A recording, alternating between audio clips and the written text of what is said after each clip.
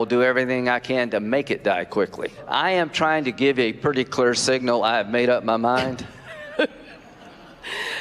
I'm not trying to pretend to be a fair juror here. Is it appropriate to be voicing your opinion even before this gets to the Senate as a trial? Well, I must think so, because I'm doing it. Some people have said, I won't vote for impeachment. Some House members have said, I will not vote for an impeachment. Let me tell you, please don't say that until you understand what you're voting on. Members of the Senate have said, I understand everything there is about this case, and I won't vote to impeach the president.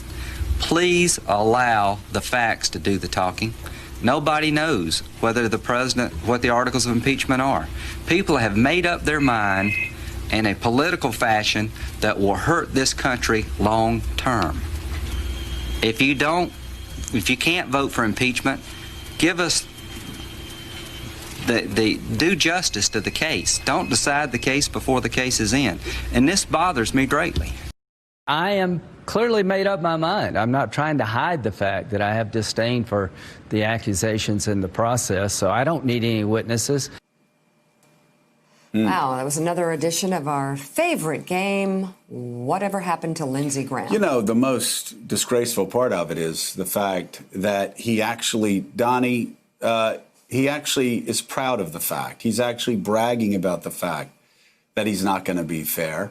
He seems to take great pride in the fact that he is going to be everything that he hated back when I knew him. What he would say about Democrats. He'd say, you're jurors. How can you make a decision before the first bit of evidence is in? And again, I mean, Lindsey now is bragging about the fact that he's going to be biased and he's not going to listen to any facts. And he's not going to follow the facts. He's not going to follow the laws. He doesn't care what it is.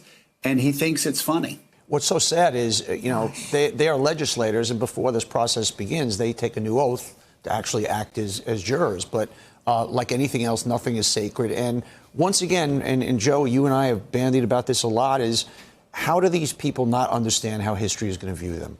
It's so clear and it's so obvious, and to sell their soul to the devil this way.